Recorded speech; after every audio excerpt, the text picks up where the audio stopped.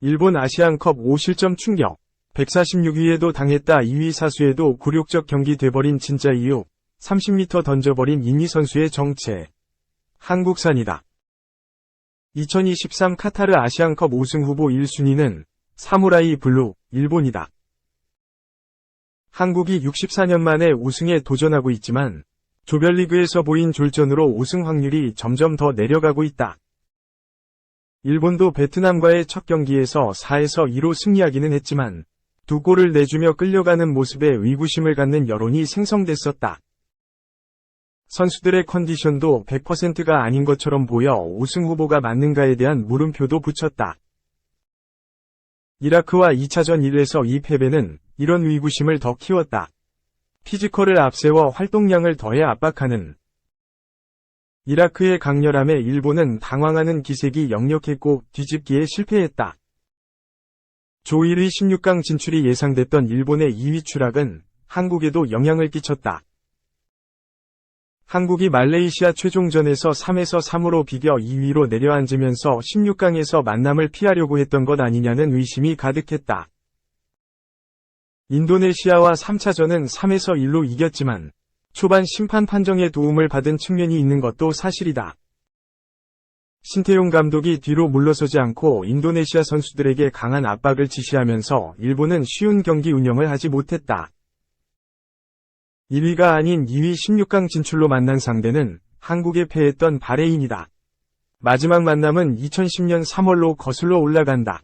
2에서 0 일본의 승리였지만 절대 쉬운 경기는 아니었다. 31일 알투마마 스타디움에서 격돌한다. 바레인은 카타르 바로 인접국이다. 일본은 원정 분위기를 안고 가야 한다. 조별리그 부진은 단판 승부인 노가웃 스테이지 16강 이후에서 만회하면 된다. 우승 후보들은 조별리그에서 100%의 힘을 쓰지 않는다. 일본도 한국과 같은 논리 위에 있다. 선수들을 철저하게 이원화, 체력을 아끼며 결승까지 가는 전략이다. 인도네시아전이 끝난 지난 25일 휴식을 부여한 것도 같은 맥락이다. 팽팽하게 분위기를 조이지 않고 적당히 풀어주면서 팀 분위기를 올리는 것이 일본의 전략이다. 바레인전 전까지 일주일 가까운 여유가 있다는 것도 긍정적이다. 무엇보다 일본 내 최고의 드리블러로 꼽히는 미토마 가오루, 브라이턴 호브 알비언, 이 부상을 털고 돌아와 바레인전 준비를 마쳤다는 점이다. 미토마에게 카타르는 약속의 땅이다. 2022 카타르 월드컵 스페인전에서 공이 엔드라인에 0.01mm 크로스로 다나카 아오, 디셀도르프 위 결승골을 도우며 2에서 1승리로 16강 진출을 이끄는 조력자 역할을 해냈다. 대회 직전 왼쪽 발목 부상으로 출전이 불투명했던 미토마였다. 컨디션도 완벽하지 않았다. 같은 프리미어리거인 중앙수비수 토미야스 다케이로 아스널도 상태가 좋지 않아 단계적으로 출전 시간을 늘려가고 있었다. 정상훈련에 참여한 미토마는 일본 언론도 긍정적인 소식으로 보고 있다. 니칸 스포츠는 미토마가 그라운드 훈련에 적응 중이다. 바레인전에는 어떤 방식으로라도 출전하게 될 것이다. 선발도 좋지만 결승까지 생각하면 조커로도 뛰어 몸 상태를 올리는 것이 좋다라고 전했다. 미토마도 팀이 서서히 단단해지고 있다며 바레인전에 뛸 준비가 됐고 정신적, 육체적으로 준비 중이다. 인도네시아전처럼 뛴다면 바레인이 압박해 역습해도 당하지 않을 것 같다. 2차전에서는 우리가 해야 할 일은 하지 못했다. 이제는 팀으로 발전할 수 있다고 본다. 라며 경기를 치를수록 나아질 것이라 예상했다. 일본이 바레인을 이겨 8강에 오른다면 이란 시리아전 승자와 만나게 된다. 이란 역시 일본 이상의 강력한 우승 후보라는 점에서 무조건 이기고 봐야 한다. 미토마가 브라이턴에서 보여줬던 모습 그대로라면 바레인은 물론 이란, 시리아도 고민에 빠질 수 있다. 반대로 드리블 방식이 읽힌다면 일본의 공격 루트 하나가 막히게 된다는 점에서 딜레마다. 우승 후보 맞지? 한국, 일본. 나란히 최다 실점 신기록. 한일전 환상에 그쳤다. 한국과 일본이 나란히 역대 최다 실점 기록을 쓰며 자존심을 구겼다. 일본, 니칸 스포츠는 27일 이하 한국 시간 환상으로 끝난 16강 한일전.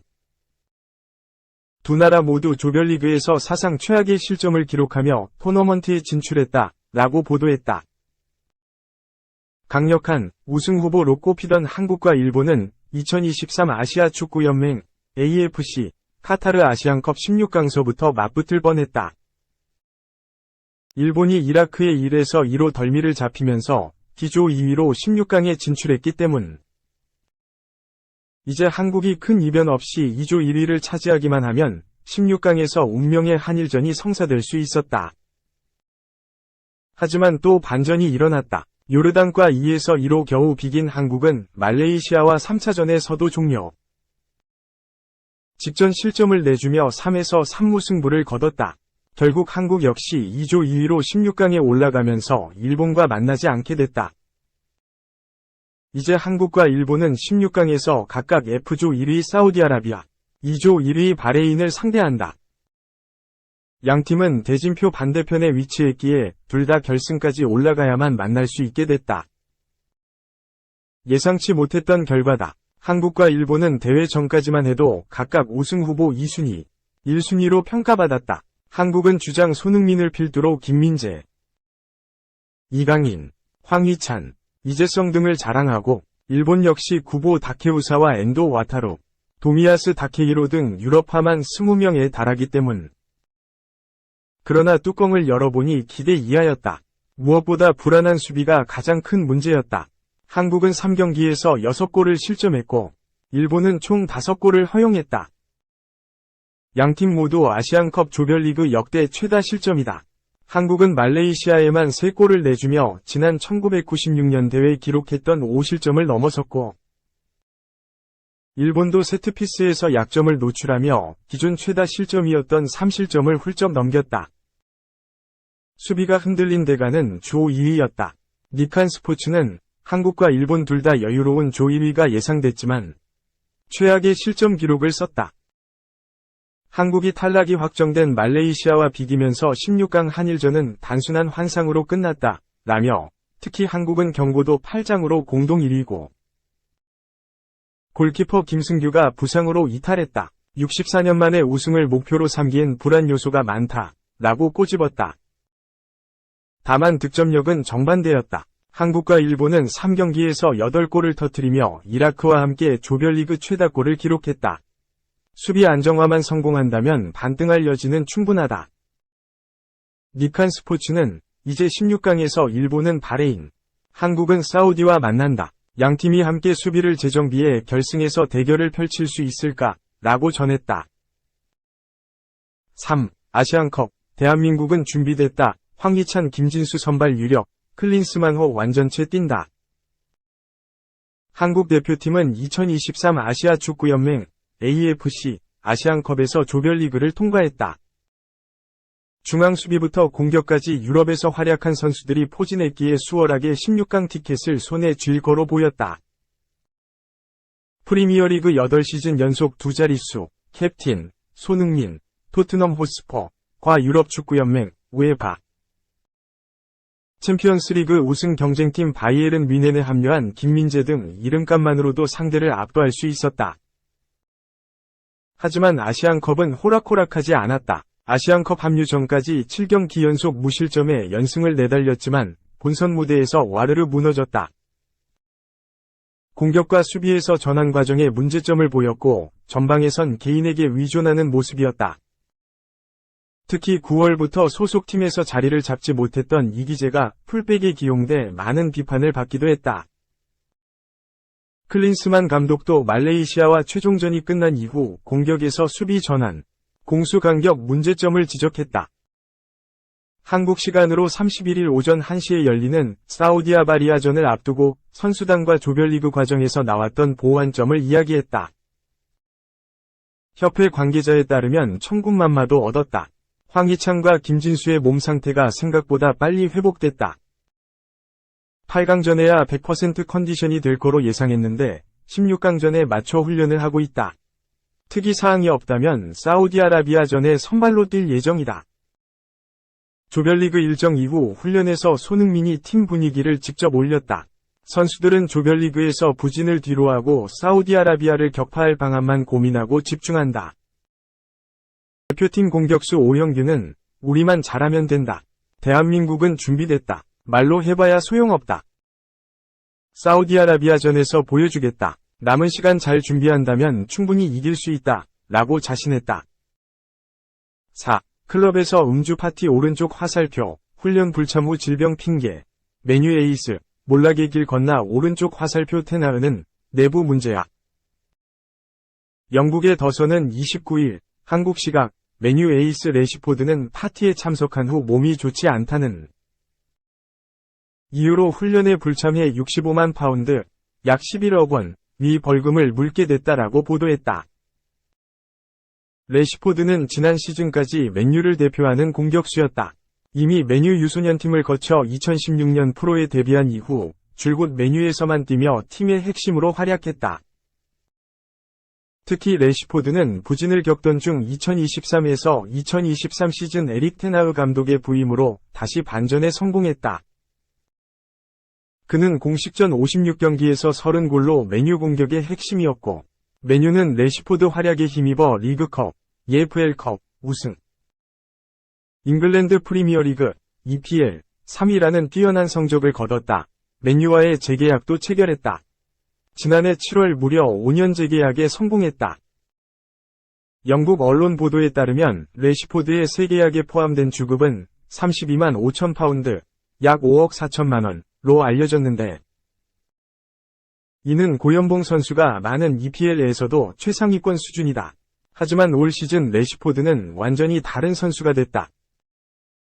리그 20경기에서 4골 2도움으로 활약이 미미하며 경기 내에서 보여주는 영향력은 지난 시즌과 비교할 수 없을 정도로 떨어졌다.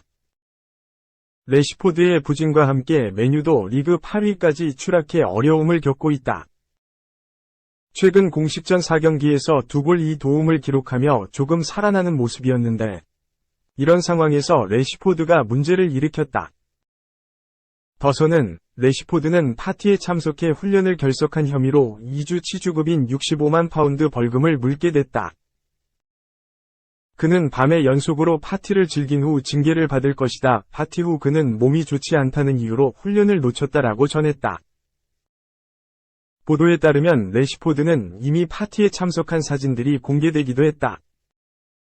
테나흐 감독은 직전 뉴포트 카운티와의 FA컵 경기 기자회견에서 래시포드는 병이 나서 경기를 뛸 만한 상태가 아니다.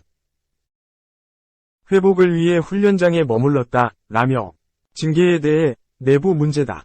그는 아프다고 보고했고, 내가 처리할 문제가 밝혔지만 결국 해당 결정은 파티로 인한 과로로 문제가 발생한 것으로 보인다.